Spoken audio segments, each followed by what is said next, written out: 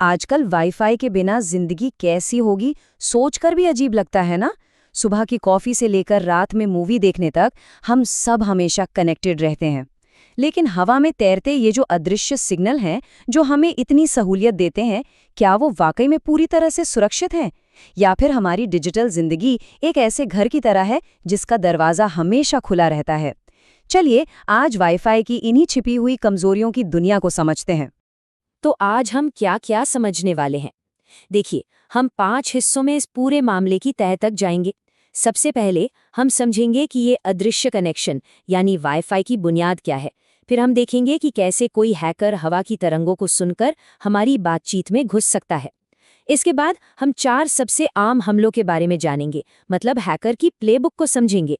फिर हम सीखेंगे कि इन घुसपैठियों को पहचाना कैसे जाए, और आखिर में हम उन डिजिटल गार्ड्स की बात करेंगे जो हमें इन खतरों से बचाते हैं।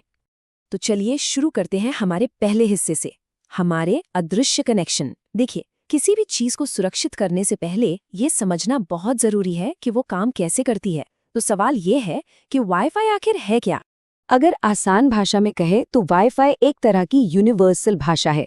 ये कुछ ऐसे नियम हैं जिनसे हमारा फोन, लैपटॉप और टीवी सब बिना किसी तार के एक दूसरे से और इंटरनेट से बात कर पाते हैं।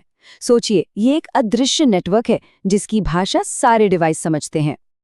अब जरा इस तस्वीर पर गौर करते हैं। ये वाईफाई की दुनिया के मुख्य किरदारों को दिखाती है। यहाँ जो STA या स्टेशन लिखा है उसका मतलब है हमारा डिवाइस, चाहे वो लैपटॉप हो या फोन। और बीच में जो AP या एक्सेस पॉइंट है वो है हमारा वाईफाई राउटर।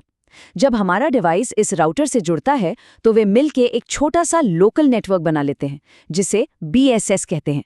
बस यही कनेक्शन हमें इंटरनेट से जोड़ता है। चलिए इन भारी भरकम शब्दों को थोड़ा और आसान बनाते हैं। SSID को आप अपने वाईफाई का नाम समझ लीजिए, जैसे किसी क्लब का नाम होता है। हमारा डिवाइस यानी स्टेशन उस क्लब में शामिल होना चाहता है, और हमारा राउटर यानी एक्सेस पॉइंट उस क्लब का गेटकीपर है जो अंदर आने की इजाजत देता है। अच्छा, तो अब हमें ये तो पता चल गया कि वाईफाई काम कैसे करता है, पर अब बात करते हैं उस हिस्से की जो थोड़ा डरावना है, कि कैसे कोई इन अदृश्य बातचीत को छिपकर सुन सकता है।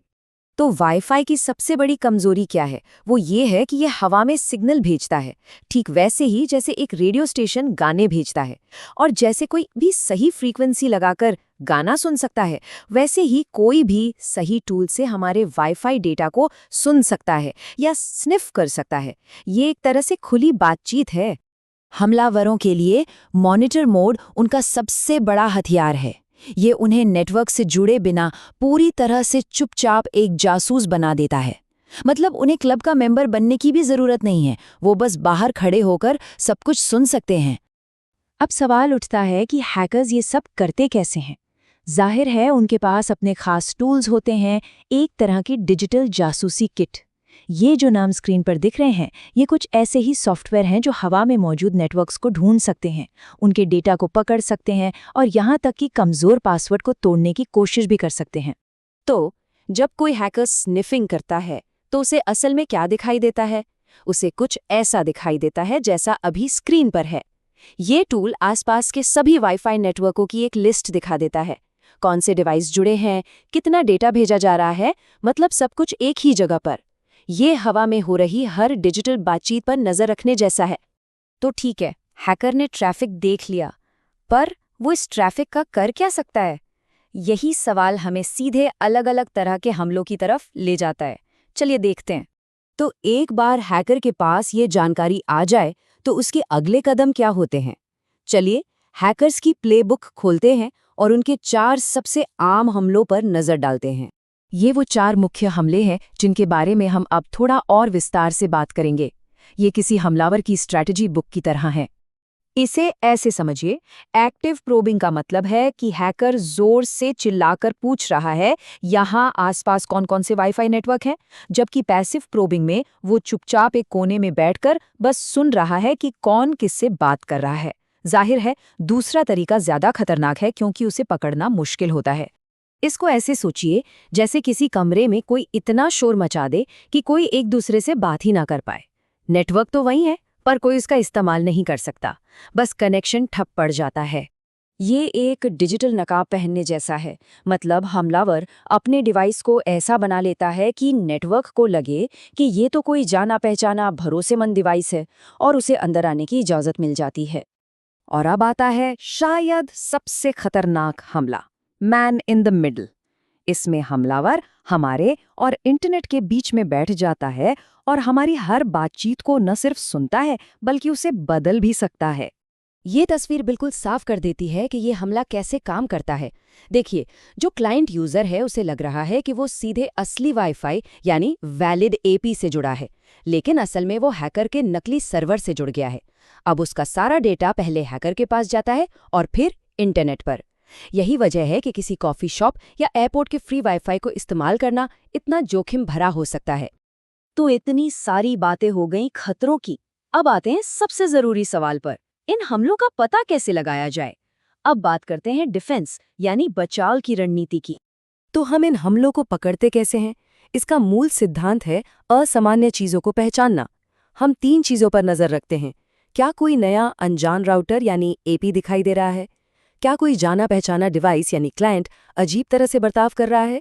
या फिर क्या नेटवर्क पर अचानक बहुत ज्यादा ट्रैफिक आ गया है? इनमें से कुछ भी असामान्य दिखे तो मतलब है कि कुछ गड़बड़ हो सकती है। तो अब आखिर में चलिए उन ढालों के बारे में बात करते हैं जो हमारी इस वायरलेस दुनिया को बचाती हैं। सिक्योरिटी स्टैंडर्ड्स और इंट्रूजन डिटेक्शन सिस्टम्स। वाईफाई की सिक्योरिटी वक्त के साथ बहुत बेहतर हुई है। जैसे इस टेबल में दिख रहा है, हम बहुत पुराने और कमज़ोर WEP से आगे बढ़कर आज WPA2 और अब तो WPA3 तक आ चुके हैं। यहाँ हमारे लिए सबसे ज़रूरी बात क्या है? ये पक्का करना कि हमारे घर का वाईफाई WPA2 या उससे भी नए सिक्योरिटी स्टैंडर्ड का इस्तेमाल कर रहा हो। ये अपने डिजिटल दरवाजे पर सबसे मजबूत ताला लगाने जैसा है। इन ओपन सोर्स टूल्स को आप अपने वायरलेस नेटवर्क का चौकीदार या गार्ड डॉग समझ सकते हैं।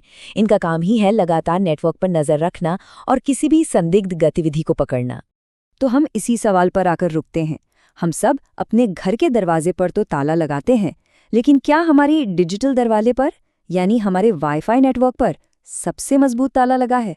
अक्सर हम इसे नज़रअंदाज कर देते हैं, लेकिन अब हम जानते हैं कि खतरे क्या हैं और उनसे कैसे बचा जा सकता है।